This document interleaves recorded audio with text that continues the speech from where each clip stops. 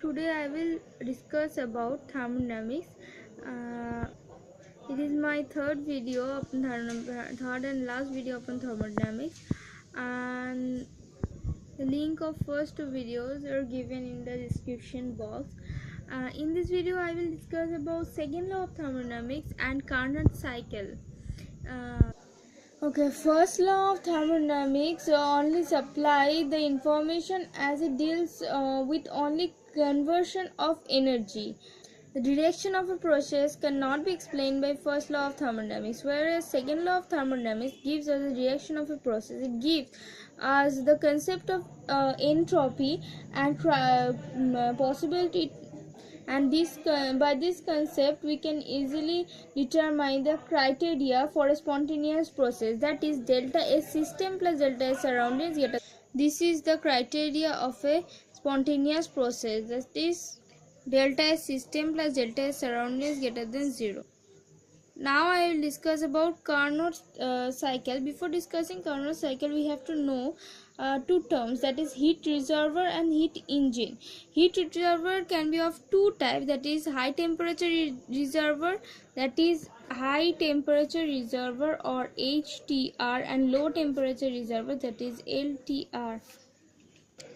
High temperature reservoir is such a body at a constant temperature. If we withdraw heat from high temperature reservoir, that is HTR, then its temperature remains constant. Same as LTR is a body, a heat reservoir. If we add some amount of heat to LTR, then its temperature remains constant. Now another term is heat engine. Heat engine converts random molecular energy of heat flow into orderly motion of mechanical work, that is molecular energy to mechanical work. This conversion occurred by a heat engine. Now what is efficiency of a engine? Efficiency of a engine, that is expressed by eta, is equals to work done per cycle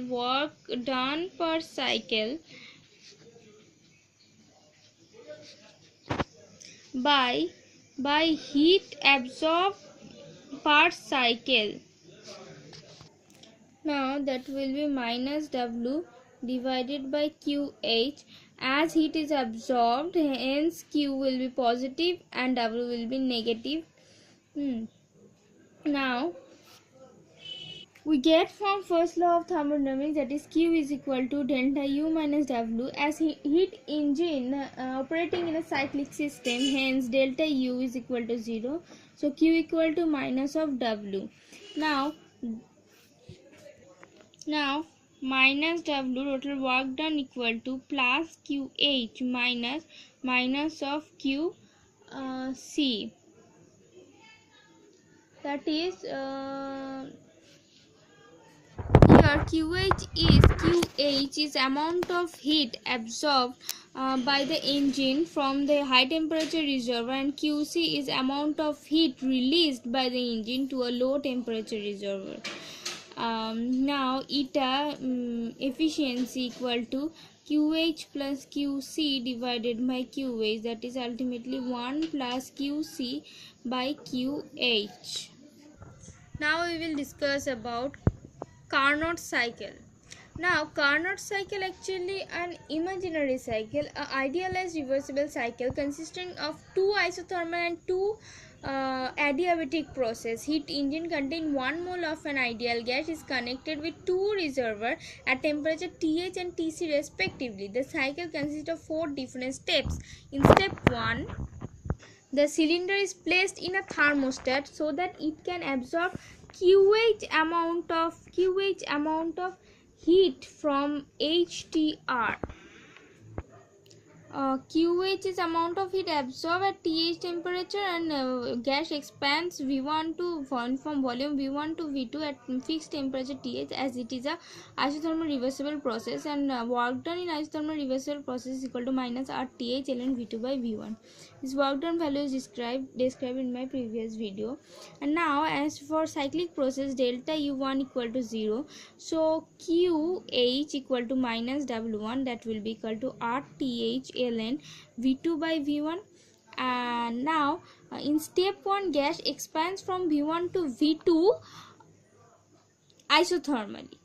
Now in step 2, that will be a adiabatic process, where it will be placed in a thermally insulated container. Gas is allowed to expand adiabatically and reversibly, and as we know, adiabatic process is a cooling process and temperature will be down from TH to TC now,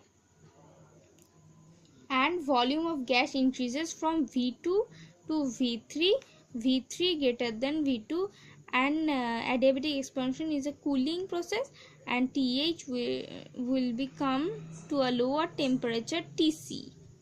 Now the plot will be like that. At first it was in that point with TH temperature and V1 volume. Now volume expansion occurs from V1 to V2 and temperature fixed at TH. It is isothermal reversible expansion. Again expansion occurs and come to a volume V3, but cooling occurs and come to a temperature TC, and this is a adiabatic expansion and reversible process.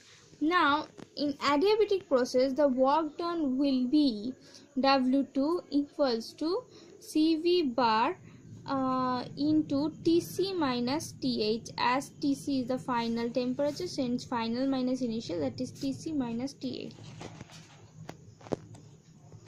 Here Q equal to 0, as it is an adiabatic process, no exchange of heat occurs. In step 3, it is again isothermal process, but here volume compression occurs, and from V3 volume comes to V4, and from V3 volume comes to V4, and V4 is less than V3, and temperature is fixed at TC, hence V4 TC is its state variable.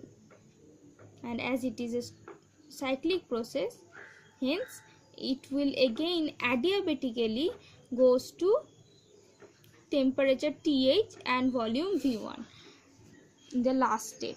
And in step 3, the work done will be work done of a isothermal process, that is RTC ln V4 by V3.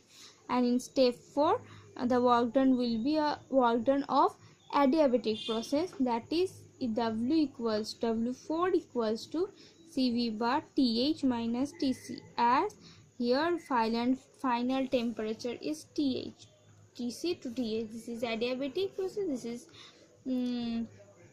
isothermal process. Now total work done W will be equals to sum of all or work done W1 plus W2 plus W3 plus W4, that is ultimately we will get, here mod values are given, and will be R TH ln V2 by V1 plus R TC ln V4 by V3 plus CV bar TC minus TH plus CV bar TH minus TC. This is W1, W2, W3 and W4. As TC minus TH, that will, and TH minus TC, rearranging them, we will get total work done W equal to RTH ln V2 by V1 plus RTC ln V4 by V3 plus CV bar TC minus TH minus CV bar TC minus TH.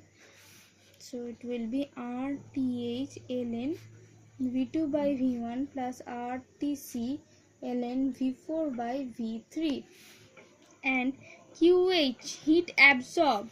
Here only in first step heat is absorbed isothermally, and adiabatic chain process Q is equal to 0, and in first step heat is absorbed and volume expansion occurs, and in third step heat is released and volume compression occurs. Hence only in the first step heat is absorbed, So QH will be W1 equal to RTH ln V2 by V1.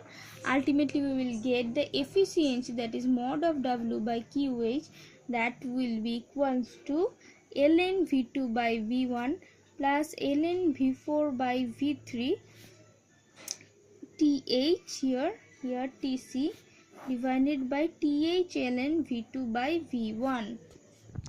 Now this is our equation 1. Now for an adiabatic reversible process, we know Tv to the power gamma minus 1 equals to constant. This also explained in my previous video. Hence in that in case of adiabatic processes, that is in step 2 and step 4, TH this is in case of step 2. TH was the for adiabatic process, TH was the initial temperature and V2 was the initial volume, and then it becomes TC and V2 becomes V3. Here step 2, V2 V3 TH TC. Hence TH by TC equals to V3 by V2 to the power gamma minus 1. Similarly for step 4, we can write TH by TC equals to V4 by V1 to the power gamma minus 1. Hence from 2 and 3 we can write V3 by V2 to the power gamma minus 1 equal to V4 by V1 to the power gamma minus 1, and putting this value to equation 1, we will get eta equals to TH ln V2 by V1, and V4 by V3 can also be written, wait a minute, V3 by V2, hence V3 by V2 equal to V4 by V1, V2 by V2 equal to V4 by V1, hence V1 by V2 equals to V4 by V3, hence V2 by V1 equal to V3 by V4, hence V4 by V3 equal to, so it will be reverse of this, minus from there we can write TC ln